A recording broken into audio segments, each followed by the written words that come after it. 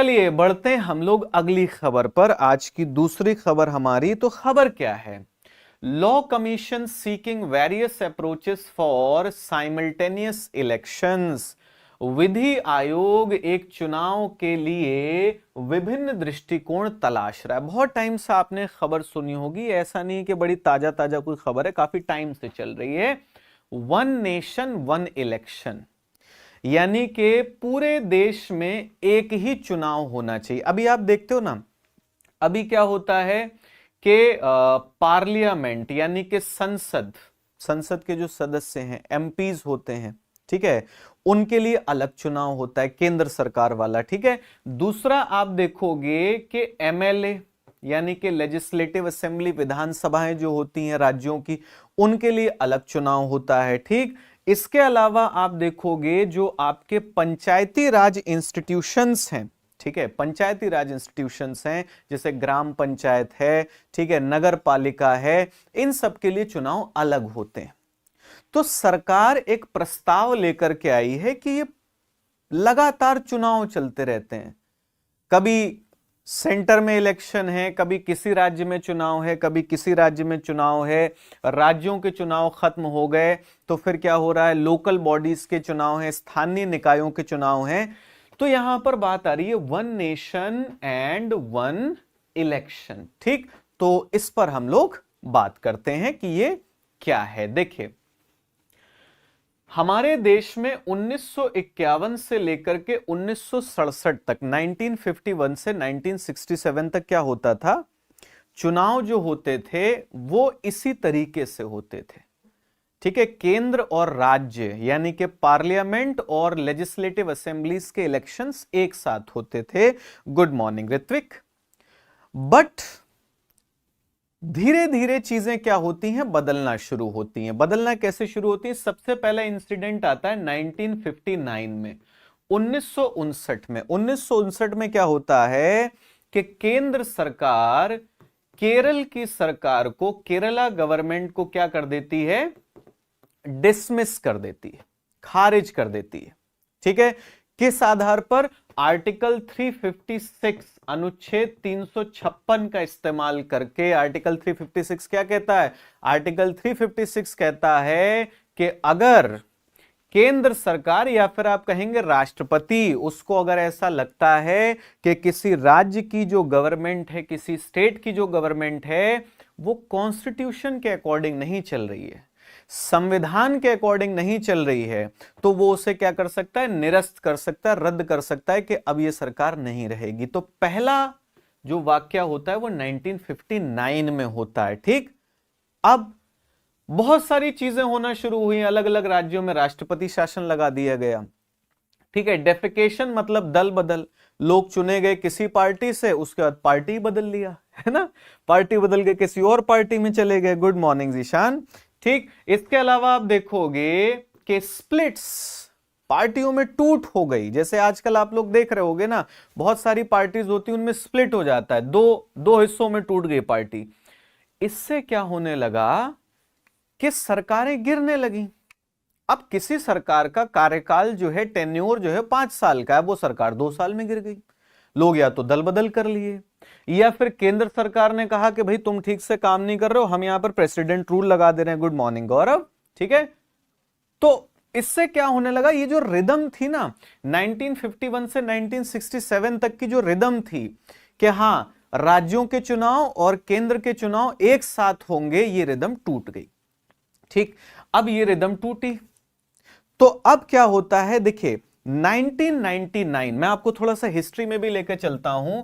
1999 में law commission यानी कि विधि आयोग, याद रखेंगे किसने ये बात की, लॉ कमीशन, विधि आयोग। और इस विधि आयोग के चेयरपर्सन कौन?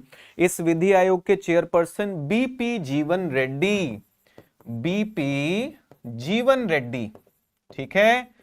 इन्होंने एक बार फिर से बात करना शुरू की, किसकी? साइमल्टेनियस इलेक्शंस की, यानी कि एक बार फिर से एक साथ क्या कराए जाएं, चुनाव कराए जाएं, ठीक।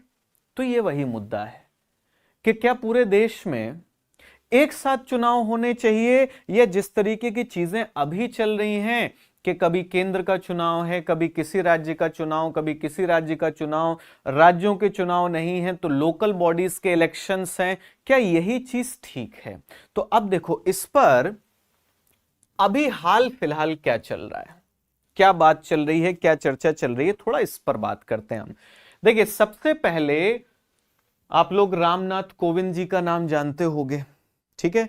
इनकी अध्यक्षता में एक हाई लेवल कमेटी, उच्च स्तरीय समिति बनाई गई जो इस पर चर्चा कर रही है कि भाई क्या होना चाहिए, क्या एक साथ चुनाव होने चाहिए या नहीं होने चाहिए।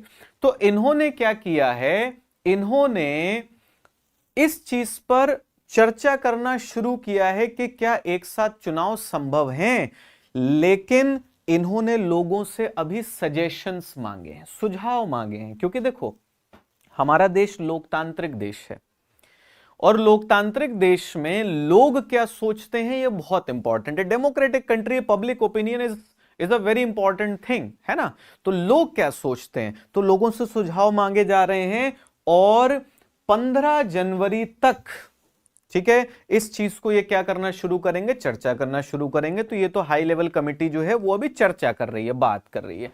अब आते हैं हम लॉ कमीशन ऑफ इंडिया यानी कि भारत का विधि आयोग। तो वर्तमान का जो विधि आयोग है उसके अध्यक्ष कौन है, याद रखेंगे retired justice Rituraj Awasthi. Retired justice Rituraj Awasthi जो हैं वो क्या हैं, लॉ कमीशन के चेयरपर्सन है। ऐसे सीधा सीधा सवाल पूछ लेगा। अब ये भी भाई अलग अलग चीजों पर देख रहे हैं कि क्या हो सकता है, क्या संभावना है। और एक चीज जिसको डिस्कस किया जा रहा है वो है 3 टियर इलेक्शन इन 2 फेजेस। देखो हमारे देश में 3 टियर इलेक्शन होता है, एक सेंटर का, केंद्र का, एक स्टेट का, राज्य का, और दूसरा जो आपकी लोकल बॉडीज हैं, स्थानीय निकाय, पंचायत वगैरह का चुनाव होता है। ये क्या सोच रहे हैं कि 2 फेजेस में भी तो हो सकता है। अब ये 2 फेजेस क्या हैं, तो पहली फेज मतलब पहले चरण में क्या किया जाए, जनरल और असेंबली इलेक्शंस करा लिए जाएं, जो सामान्य चुनाव होते हैं देश भर में संसद के लिए, पार्लियामेंट के लिए, और जो राज्यों की स्टेट असेंबलीज हैं उनके लिए। तो ये कह रहे हैं देखो एक फेज में क्या करें, राज्यों के चुनाव, केंद्र के चुनाव एक साथ करा लो। दूसरी फेज में, दूसरे चरण में क्या करिए, लोकल बॉडीज के चुनाव करा लीजिए, यानी कि जो स्थानीय निकाय हैं उन स्थानीय निकायों के चुनाव करा लीजिए। तो ये एक चीज आ रही है कि भाई 3 टियर स्ट्रक्चर है हमारा, उसको 2 फेजेस में करा लीजिए। प्रीवियस लॉ कमीशन यानी कि इससे पिछला जो विधि आयोग था, उस विधि आयोग ने भी यही बात कही थी कि स्टेट और सेंटर के जो इलेक्शंस हैं, सेंटर के इलेक्शन को जनरल इलेक्शन कहते हैं, सामान्य चुनाव कहते हैं, ठीक है, और राज्य के चुनाव अलग होते हैं। उन्होंने भी यही कहा कि एक साथ करा लें तो बेहतर रहेगा, अच्छा होगा। सर स्क्रीन पे लिखी हिंदी समझ नहीं आ रही है। बच्चा लोग ये हिंदी थोड़ी सी ना, थोड़ी विकृत हो गई है ये। मतलब जब तक ये लैपटॉप पर थी तब तक तो सीधी थी, ये इस स्क्रीन पर आकर के पता नहीं क्यों टेढ़ी हो गई। मुझे लग रहा है इसको ठंड लग गई है। ठीक, तो कल तक इसको हम सही कर लेंगे। और मैं बहुत ही क्षमा प्रार्थी हूं इस चीज के लिए कि आप लोगों को थोड़ी असुविधा हो रही है इसको पढ़ने में। इसको मत पढ़िए आप लोग, आज मेरी बातों पर ध्यान दीजिए, ठीक है। मैं पूरी चीज समझा रहा हूं, एक्सप्लेन कर रहा हूं, लेकिन पीडीएफ जो आपको मिलेगा उसमें अच्छी तरीके से सारी चीजें आपको मिल जाएंगी, डोंट वरी, ठीक है। अब भैया आते हैं, देखो कॉन्स्टिट्यूशनल प्रोविजंस क्या है चुनाव को लेकर के, हमारे संसद में क्या प्रावधान है, संसद में हमारे संविधान में क्या प्रावधान है। संविधान हमारा कॉन्स्टिट्यूशन, उसके अंदर एक आर्टिकल है, आर्टिकल 324, आर्टिकल 324, ठीक है, आर्टिकल 324। अब आर्टिकल 324 क्या है, आर्टिकल 324 ये कहता है कि हमारे देश में एक चुनाव आयोग है, इलेक्शन कमीशन, और इलेक्शन कमीशन क्या करेगा, चुनाव की सुप्रिटेंडेंसी यानी कि अधीक्षण करेगा, ठीक है, डायरेक्शन यानी कि निर्देशन करेगा, कंट्रोल यानी कि नियंत्रण करेगा। मतलब चुनाव कराने की पूरी जिम्मेदारी भैया किसके पास है, इलेक्शन कमीशन के पास है। तुम देखो इस मैटर को, ठीक, समझ आ गई बात।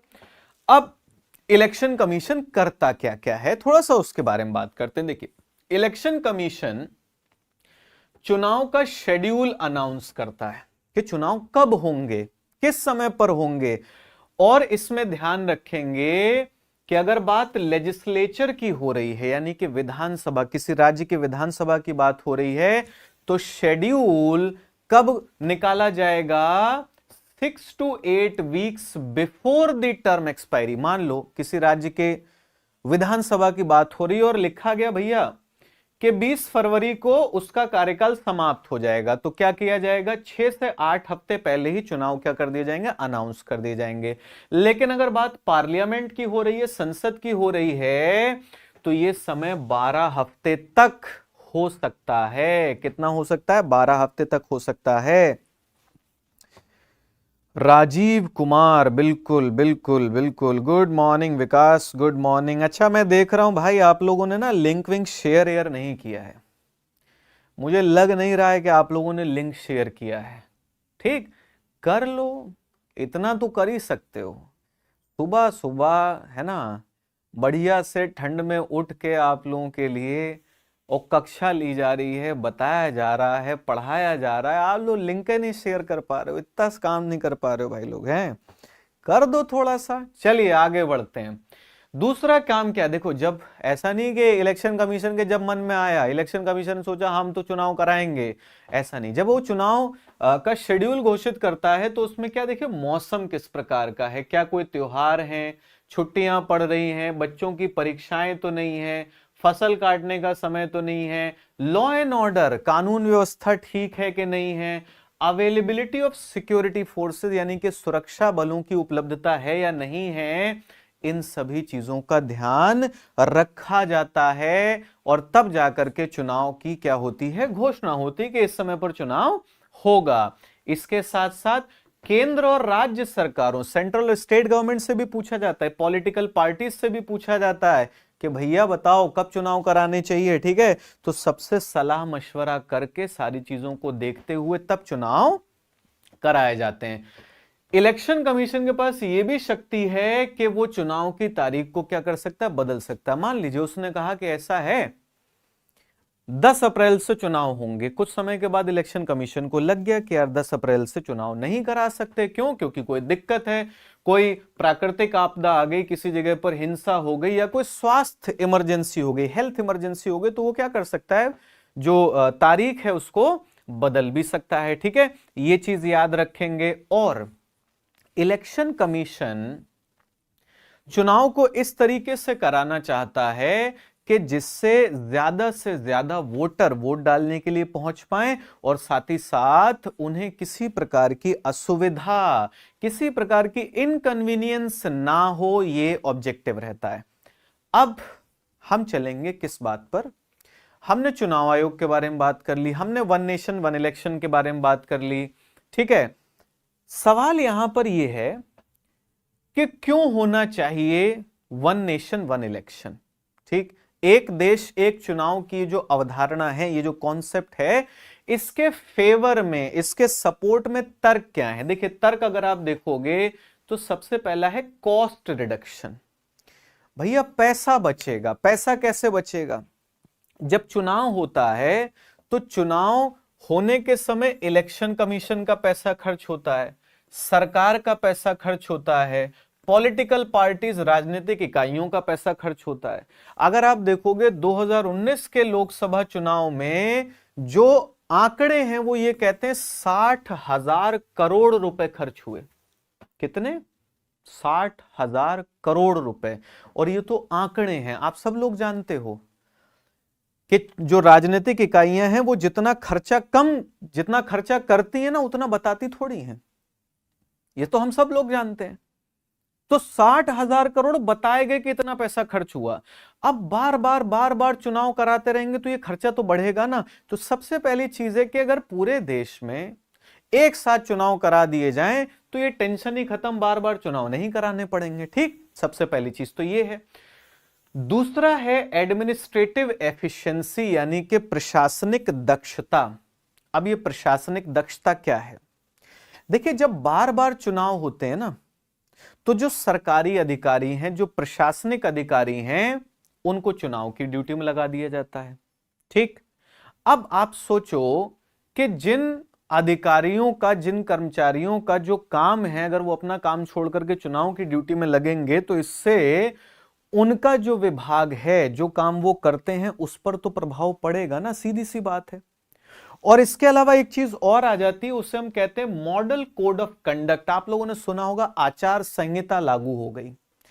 जैसे ही चुनाव की तारीख की घोषणा होती है, इलेक्शन कमीशन ने कहा कि भैया देखो ये है शेड्यूल, वैसे ही आचार संहिता क्या हो जाएगी, लागू हो जाएगी। और कौन, क्या है आचार संहिता? आचार संहिता एक तरीके की गाइडलाइंस है, दिशा निर्देश है, जिनको कौन जारी करता है? चुनाव आयोग जारी करता है। ठीक है, ये याद रखिएगा। कब से लागू होगी? जैसे ही शेड्यूल अनाउंस कर दिया जाएगा, आचार संहिता लग जाएगी। कब तक लगी रहेगी? जब तक रिजल्ट, परिणाम जो हैं वो नहीं आ जाते। आचार संहिता की अगर मैं थोड़ा सा ओरिजिन आपको बताऊं तो ये 1960 की बात है। 1960 में जब केरल में चुनाव हुए थे ना, तो वहां का जो स्टेट एडमिनिस्ट्रेशन था, जो राज्य का प्रशासन था, उन्होंने सबसे पहले इस तरीके के मतलब दिशा निर्देश जारी किए थे। ठीक, लेकिन राष्ट्रीय स्तर पर उस चीज को नहीं अपनाया गया। 1991 से 1991 से चुनाव आयोग ने, हमारा जो ईसीआई है, इलेक्शन कमीशन ऑफ इंडिया है, उसने आचार संहिता को प्रभावी रूप से इफेक्टिव वे में क्या करना शुरू किया, लागू करना शुरू किया। तो याद रखिए, अब आचार संहिता लग गई।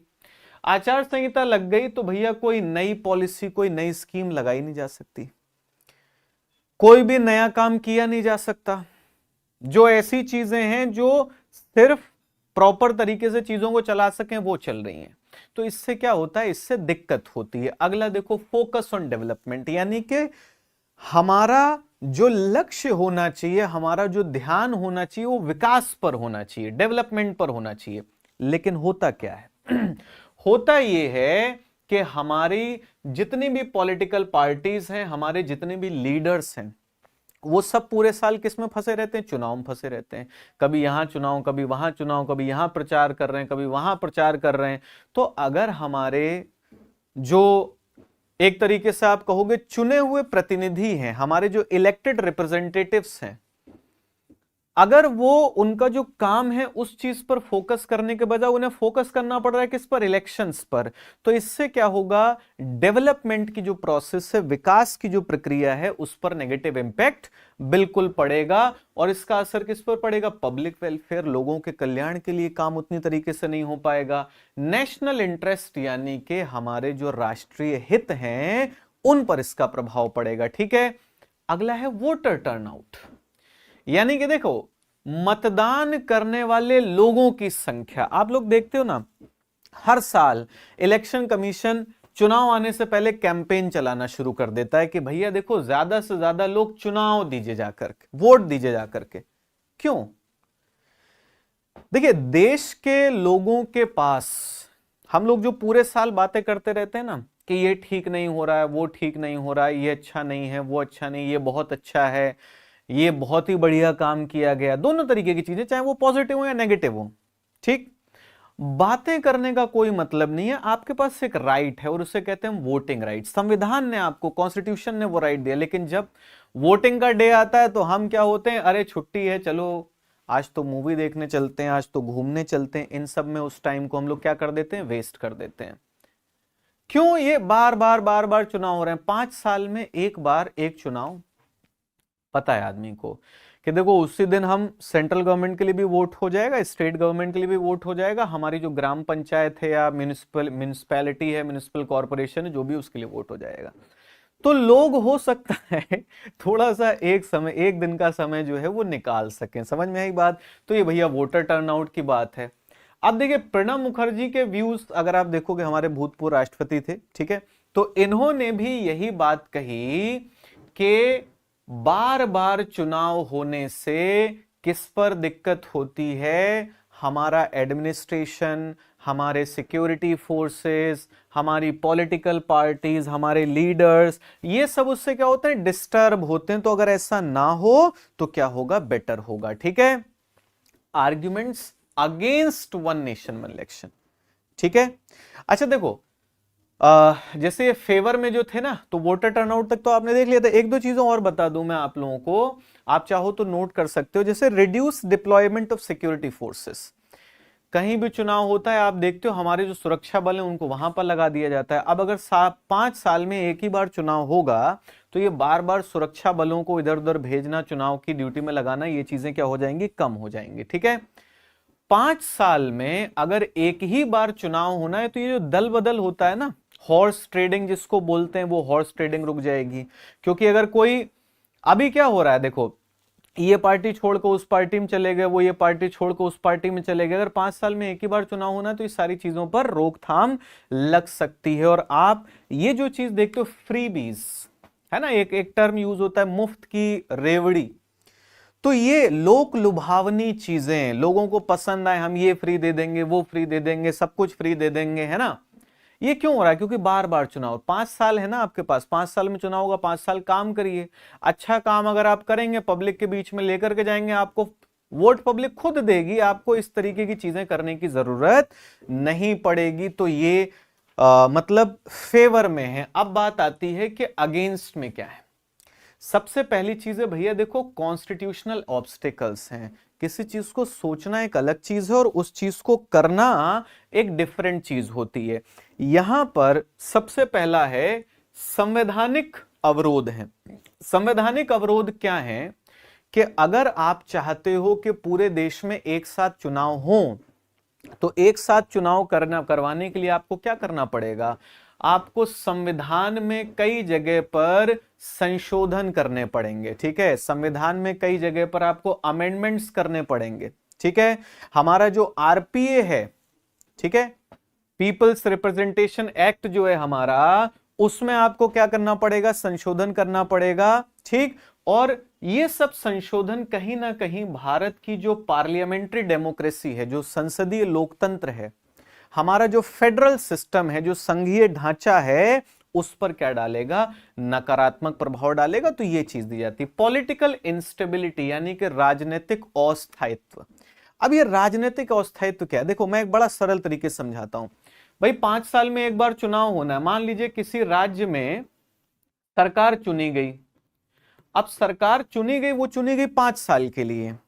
2 साल के बाद अगर ये सरकार गिर गई, किसी भी वजह से गिर गई, किसी भी वजह से गिर गई, मान लीजिए कोई भी कारण हो गया, सरकार गिर गई, अब क्या होगा, यानी कि बाकी बचे 3 साल के लिए क्या किया जाएगा। केंद्र सरकार में अगर ऐसा हो गया तो क्या किया जाएगा, क्या होगा, उसी गवर्नमेंट को बोला जाएगा कि क्या 3 साल और कंटिन्यू करो, या फिर आप इलेक्शन करवाओगे दोबारा से, या फिर उसमें प्रेसिडेंट रूल लगा दिया जाएगा, क्या होगा। तो इससे पॉलिटिकल इंस्टेबिलिटी होने के चांसेस पूरे पूरे हैं। ये एक दिक्कत है। नेशनल वर्सेस रीजनल इश्यूज, देखो जब आप केंद्र सरकार चुनने जाते हो ना, जब पार्लियामेंट के एमपीज का इलेक्शन होता है तो हम राष्ट्रीय स्तर की चीजों को सोचते हैं।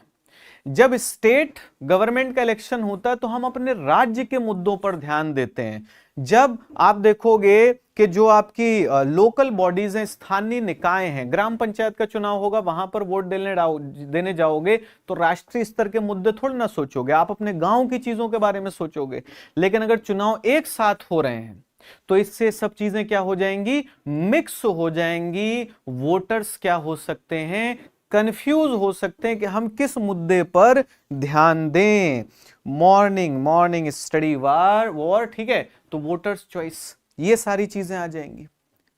इसके अलावा आप देखेंगे तो और कुछ चैलेंजेस हैं, जैसे लॉजिस्टिकल चैलेंजेस। लॉजिस्टिक्स मतलब भैया पूरे देश में सेंटर के, स्टेट के, ठीक है, पंचायती राज इंस्टीट्यूशंस के, लोकल बॉडीज के, स्थानीय निकायों के, सबके चुनाव अगर एक साथ कराओगे तो कितनी सारी ईवीएम्स, कितने सारे वीवीपैट, कितना सारा स्टाफ, इतनी सारी चीजों की जरूरत होगी। तो उसको पहुंचाया कैसे जाएगा, ये अपने आप में एक बहुत बड़ी समस्या है। और एक है ना वन नेशन वन इलेक्शन की जो कॉन्सेप्ट, वो फेडरलिज्म के खिलाफ है। देखिए फेडरलिज्म क्या है, जैसे आर्टिकल 1 हमारा क्या कहता है कि इंडिया क्या है, यूनियन ऑफ स्टेट्स है, यानी कि राज्यों का एक संघ है। यहां पर क्या हो रहा है, अगर आप एक ही चुनाव की बात कर रहे हो ना, तो मतलब ये जो स्टेट्स का अपना जो एग्जिस्टेंस है, उनका जो वजूद है, उनकी अपनी जो फ्रीडम है, इंडिपेंडेंस है, स्वतंत्रता है, ये कहीं ना कहीं उसके खिलाफ होता है। Study ground, good morning Pankaj. हाँ, हिंदी वाला पार्ट बेटा थोड़ा सा कुछ इसमें पीपीटी में दिक्कत हो गया था।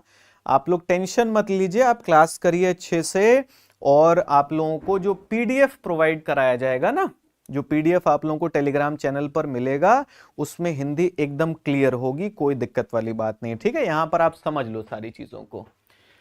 अच्छा, जो फॉर्मर लोकसभा जनरल सेक्रेटरी थे पीडीपी आचार्य, उन्होंने क्या कहा? उन्होंने यही कहा, उन्होंने कहा भैया देखो ये आइडिया जो है ना, ये इम्प्रैक्टिकल है, ये इतना अच्छा आइडिया नहीं है, क्योंकि हमारे कॉन्स्टिट्यूशन का जो बेसिक स्ट्रक्चर है, जो उसकी आप कहोगे एक तरीके से एक बहुत ही इंपॉर्टेंट प्रॉपर्टी है संविधान की, फेडरलिज्म, ठीक है, संघीय ढांचा जो है उसके खिलाफ है, तो उन्होंने इस चीज को सपोर्ट नहीं किया। अब आ जाते हैं प्रोज एंड कॉन्स में, यानी कि क्या अच्छा क्या बुरा। देखो सबसे पहली चीज भैया, एक्सपेंडिचर कम होगा, ठीक, एक्सपेंडिचर कम होने की बात हो रही है, ठीक। दूसरा क्या है कि स्टेबिलिटी आ जाएगी गवर्नमेंट में, पूरे साल आप यही सब चीजें करने में नहीं लगे रहोगे, 5 साल में चुनाव लड़िए और 5 साल अपना काम करिए, ठीक है, बार बार चुनाव और ये सब चीजें करने की जरूरत नहीं है, ठीक। पॉलिसी पैरालिसिस नहीं होगी, ठीक है। आप देखते हो ना, किसी सरकार ने कोई पॉलिसी शुरू की, ठीक, फिर आ गया, क्या हो गया, दूसरी सरकार आ गई, उसने क्या कर दिया, पॉलिसी चेंज कर दिया, फिर मान लो सरकार के, तो बार बार पॉलिसी चेंज हो रही है। मॉडल कोड ऑफ कंडक्ट लग जाता है, आचार संहिता, उसमें क्या होता है, पॉलिसीज वगैरह ठीक से नहीं चालू लग पा रही हैं, तो ये सब बातें यहां पर आ जाती हैं। कॉन्स क्या है भाई, फेडरलिज्म के खिलाफ है, संघवाद के खिलाफ है, ऑटोनॉमी ऑफ स्टेट्स यानी कि राज्यों का जो उनकी जो स्वायत्तता है उसके खिलाफ है, ठीक। मैंने कहा प्री मैच्योर डिसोल्यूशन हो गया, 5 साल के लिए राज्य सरकार चुनी गई, पहले ही अगर वो रद्द कर दी गई तब दिक्कत है वहां पर, ठीक। इसके अलावा आप देख रहे हो कि पॉलिटिकल पार्टीज के बीच में इसको लेकर के सहमति होनी चाहिए, ठीक है। अगर सहमति नहीं है तो दिक्कत होगी। मान लो कुछ पॉलिटिकल पार्टीज चाहती हैं और कुछ नहीं चाहती, तो दिक्कत।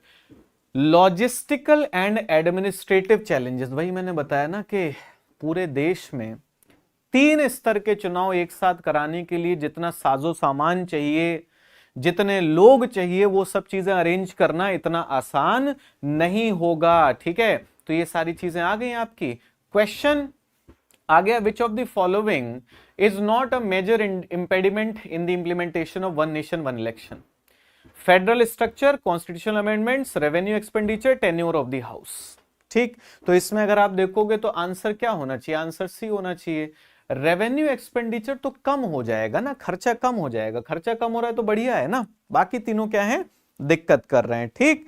अच्छा, इसी तरीके क्वेश्चंस हम लोग आप लोगों के लिए कब लेकर के आएंगे, इसी तरीके के लिए सवाल आप लोगों के लिए लेकर के आएंगे संडे को इन पूरी करंट अफेयर्स की क्लासेस पर। ये एक क्वेश्चन है, one nation one election as a concept is against the federal structure of the nation, critically analyse.